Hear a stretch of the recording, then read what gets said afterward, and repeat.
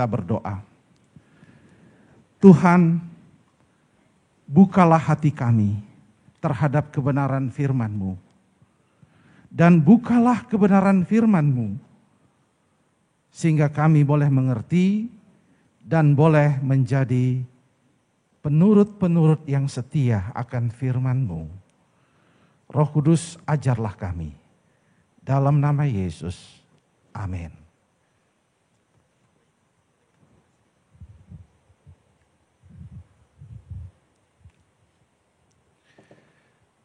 Bapak Ibu yang kekasih, marilah kita membaca Mazmur 23. Demikianlah firman Tuhan. Tuhan adalah gembalaku, takkan kekurangan aku.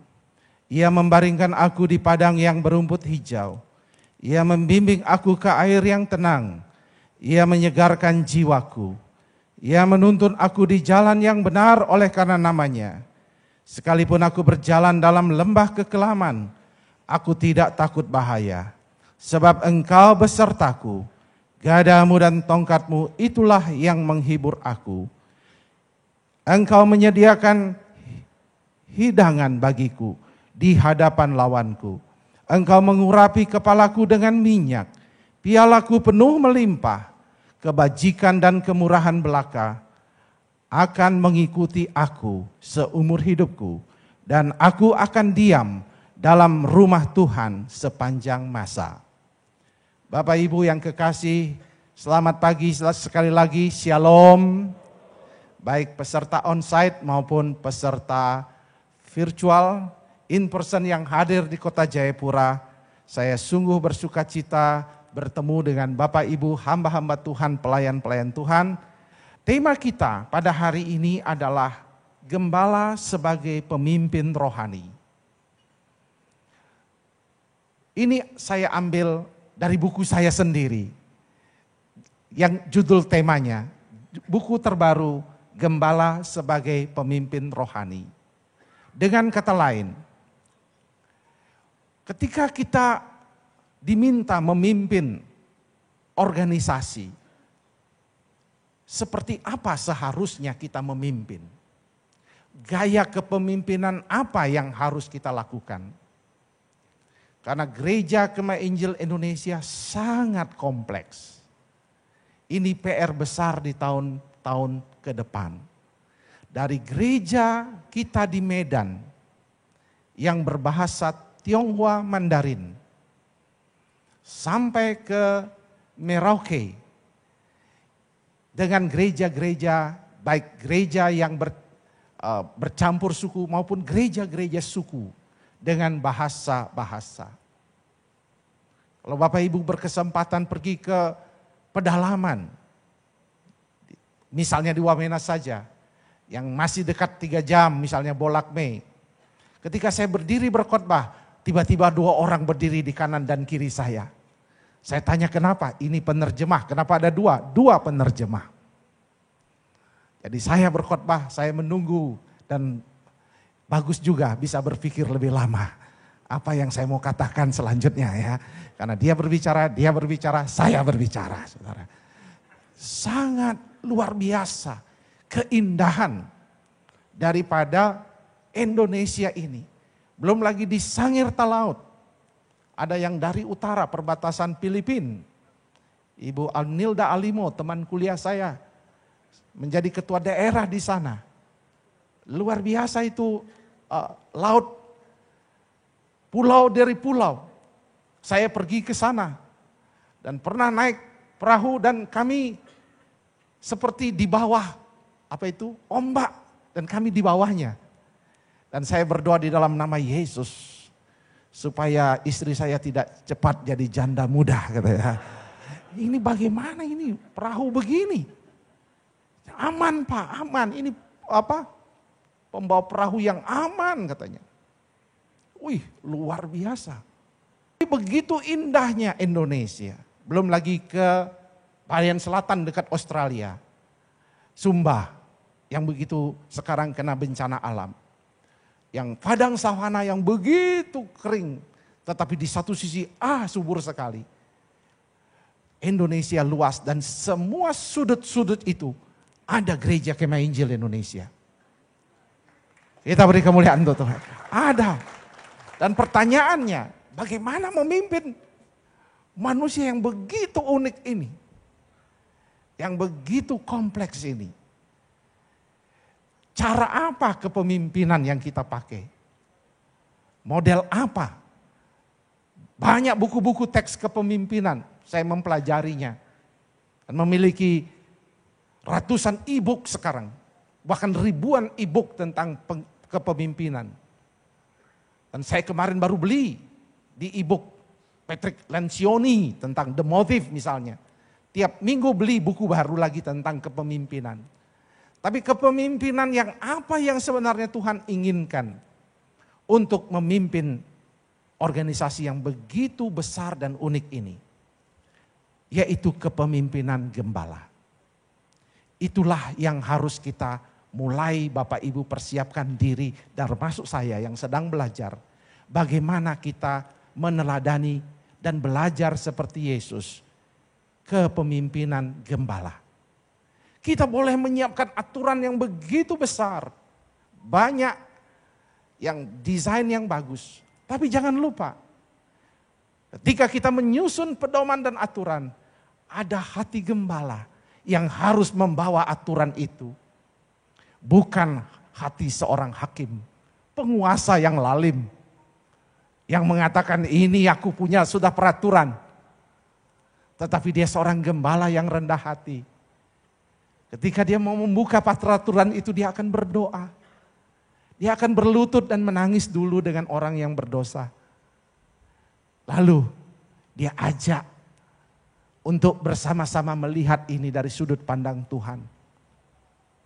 Itulah produk-produk konferensi kita. Produk-produk ADART Perger kita. Harus dibawa oleh pemimpin-pemimpin yang memiliki hati seorang pelayan dan gembala. Karena di tangannya ada power. Di tangannya ada mandat. Tetapi mandat itu akan menjadi kekuasaan yang brutal. Di tangan hati pemimpin yang tidak memiliki hati gembala. Itu sebabnya saya berharap kepemimpinan yang kita akan tinggalkan kepada generasi berikutnya di gereja kita adalah kepemimpinan gembala.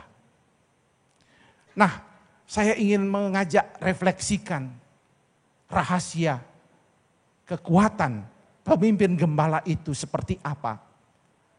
Dari pengalaman Raja Daud yang begitu unik dalam kepemimpinannya.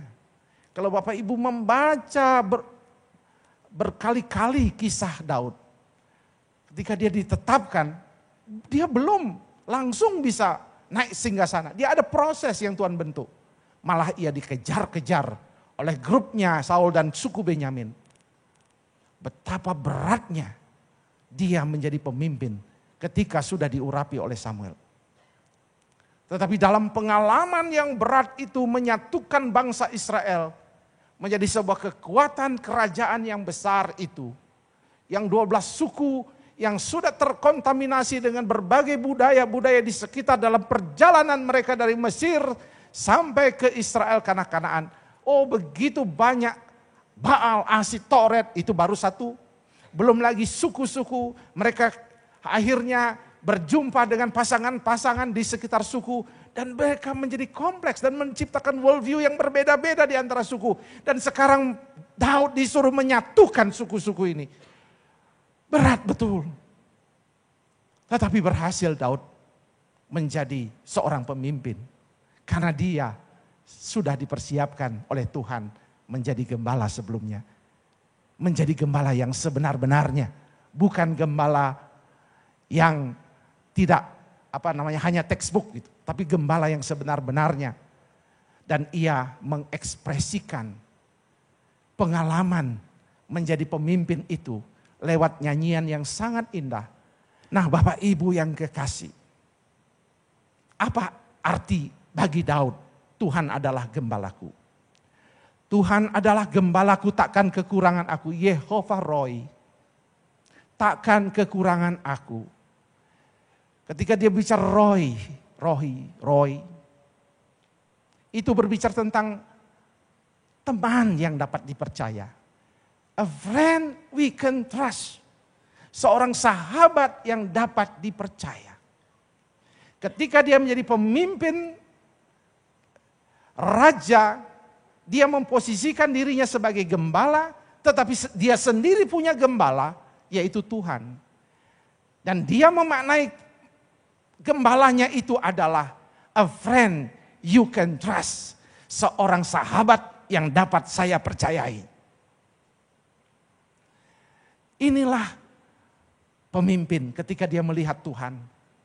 Sehingga dia hanya mau melihat Yesus, sahabatnya yang dapat dipercayainya. Sehingga dia mengatakan dalam bahasa Inggrisnya, I shall not want. Tidak ada lagi yang saya ingini, artinya hal-hal materi tidak ada lagi. Karena saya tahu semua kebutuhan Tuhan pasti akan sediakan. Ada amin, saudara. Tapi pemimpin yang tidak pernah menaruh harapannya kepada Tuhan dan mengatakan, Yehovah Roy, a friend you can trust. Maka ia menggunakan kekuasaannya untuk mencari uang. Tetapi kalau dia menjadikan Tuhan adalah gembalanya, uang akan datang. You a friend you can trust. Kalau ada sahabat yang dapat dipercaya, dia akan menyediakan. Tidak ada lagi keinginan itu. Karena semua ada. Tuhan mempercukupkan. Apalagi dengan penuh hati bersyukur. Inilah yang saya senang dari Raja Daud waktu dia melihat itu. Kemudian saya bisa berjam-jam mengeksposisi ini. Tapi saya akan mempersingkatnya. Ia membaringkan aku di padang yang berumput hijau. Ia membimbing aku ke air yang tenang. Dan ia menyegarkan jiwaku. Waktu saya menjadikan dia sahabat yang dapat saya dipercaya, maka saya akan dibawanya ke padang rumput yang sangat luar biasa. Dia membawa saya ke still water, air yang tenang. Untuk apa? Supaya saya selalu mengalami kesegaran. Uang tidak menyegarkan, Bapak Ibu.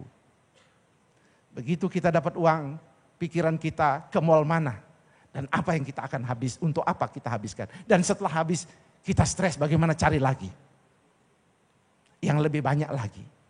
Tapi kalau kita cari Tuhan, apapun yang kita terima seperti cukup dan banyak sekali rasanya. Banyak sekali rasanya. Dan ia akan menenangkan jiwa kita. Dan ia akan refresh kita kalau kita selalu menjadikan dia sahabat untuk kita bertanya lewat firman-Nya. Dan membiarkan dia menuntun kita. Lalu dikatakan dalam bagian ayat yang ketiga. Ia menuntun aku di jalan yang benar oleh karena namanya. Tahu Bapak Ibu, waktu Daud menghadapi Saul dan kroni-kroninya dari suku Benyamin. Dan pahlawan-pahlawan yang sangat hebat. Mereka dikejar dan mereka lari. Dan untuk lari, ketika jalan berbelok dan ada jalan beberapa jalan, saudara tidak bisa berpikir, pilih jalan lari kemana. Kita harus segera memutuskan dengan insting yang kuat, ke kanan atau ke kiri atau lurus. Karena musuh, siapa tahu kita lari tiba-tiba gang buntu. Akhirnya tidak bisa lari. Daud tahu, waktu dia lari dia selalu lolos. Sehingga ia menulis lagu, ia selalu menuntun aku di jalan yang benar oleh karena namanya. For his name's sake. Setiap jalan yang akan kita lalui, itu karena ada saya yang akan memberikan arahan kemana. Kalau kita melekatkan diri kita kepada Yesus yang ada, Tuhan Yesus yang adalah gembala kita. Sehingga pada waktu dia lari, seringkali ia melewati, dikatakan ayat 4, sekalipun aku berjalan dalam lembah kekelaman, aku tidak takut bahaya sebab engkau besertaku. Pada waktu lari, kadang-kadang dia berkata, aduh salah. Aduh salah. Tapi dia tetap jalan saja. Dan itu kelam. Dan kadang-kadang musuh ada. Tapi dia berani saja lewati. Dan kadang-kadang terbingnya terjal. Dia harus juga lari dan melewati. Tetapi ia tahu ada a friend you can trust. Seorang teman yang akan memberikan tuntunan. Pasti walaupun lembah kekelaman, pasti bisa lewat. Saya selalu membayangkan perjalanan organisasi seperti itu. Kita sudah hati-hati. Kita sudah berbuat yang sebaik-baiknya. Menjaga. Seperti mobil, tiba-tiba ketabrak, saudara. Rasanya berat sekali.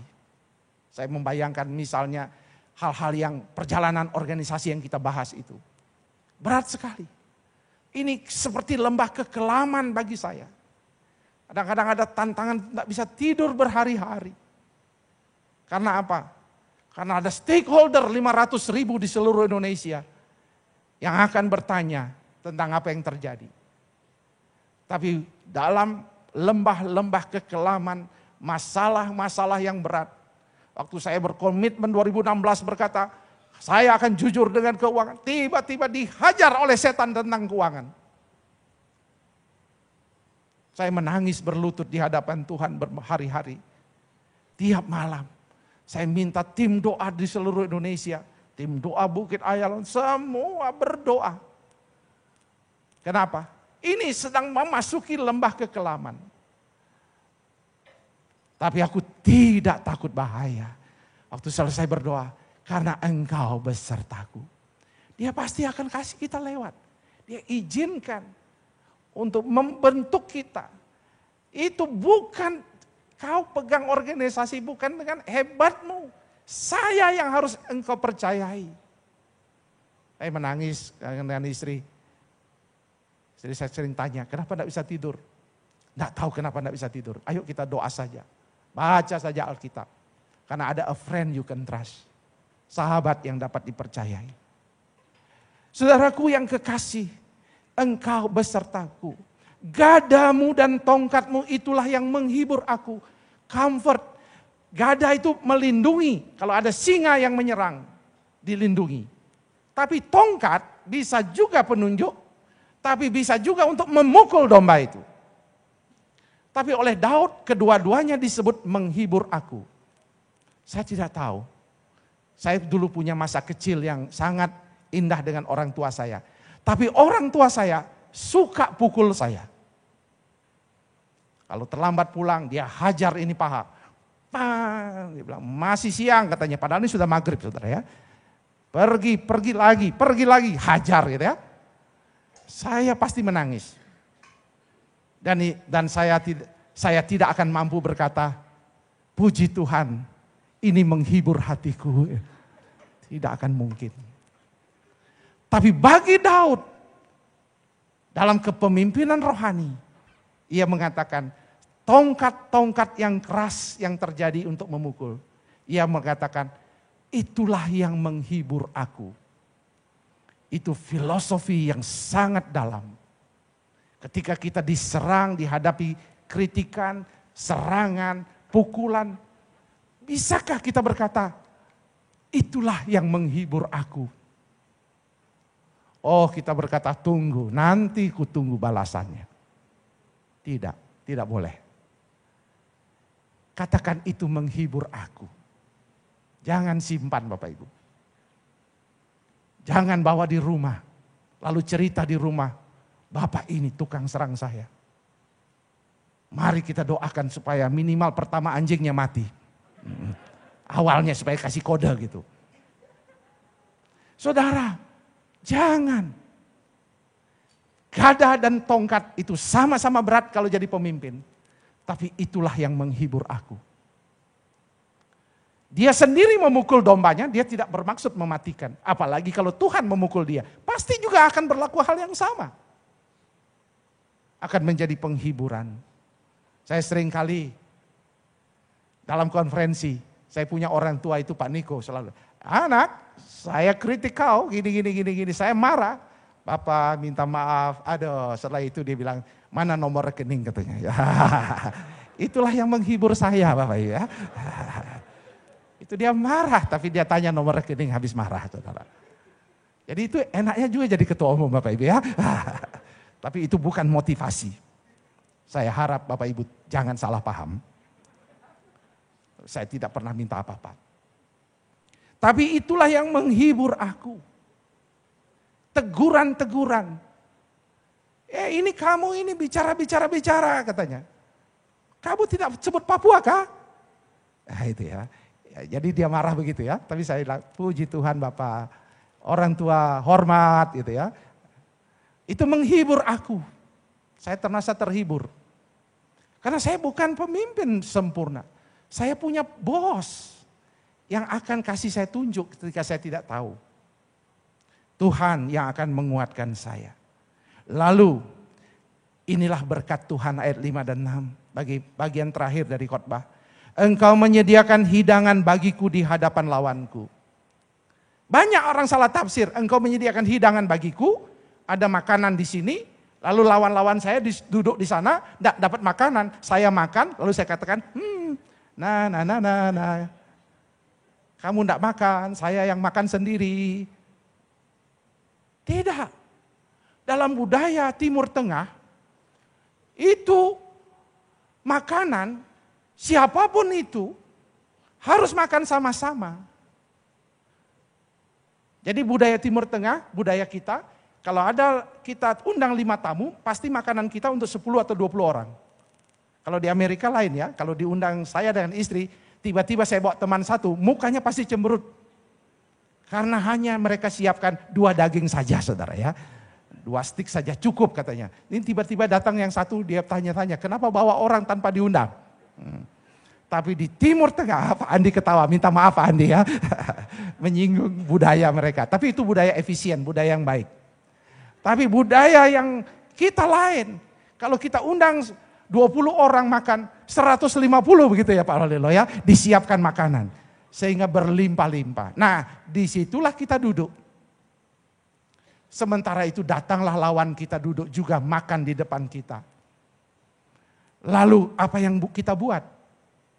Kita yang wajib mempersilahkan. Mari kita makan sama-sama.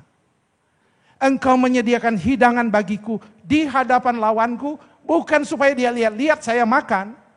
Tapi kita makan, ayo kita makan sama-sama. Dengan kata lain, pemimpin gembala harus berkata, setiap orang yang menyerang, mengkritik, menghajar dia harus berkata, ayo kita menikmati bersama-sama berkat Tuhan ini.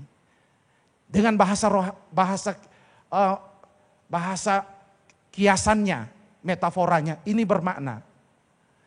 Kalau ada lawan di depan kita, mari kita share terus. Dengan mengatakan, thank you. Terima kasih. Bapak pembawa kesusahan, mari makan Bapak pembawa kesusahan. Bapak pembawa kritik, mari makan. Bapak penentang, mari kita nikmati bersama-sama. Di hadapan lawanku. Kita menikmatinya bersama. Karena ini datang dari Tuhan. Tapi kita memiliki kesempatan untuk mempersilahkan. Karena kita yang memiliki gembala, yang memiliki privilege itu. Engkau menyediakan hidangan bagiku. Dan engkau mengurapi kepalaku dengan minyak. Pialaku penuh melimpah. Dengan kata lain, anointing. Kepalaku, engkau mengurapi kepalaku dengan minyak. Karena apa? Kenapa dia mampu mempersilahkan hidangan ini?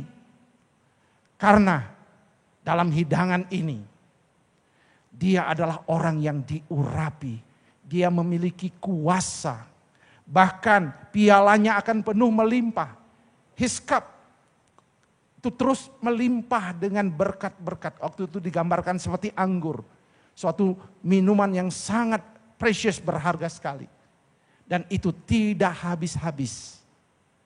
Dan membuat orang-orang menjadi sebuah komunitas yang hidup saling mengasihi.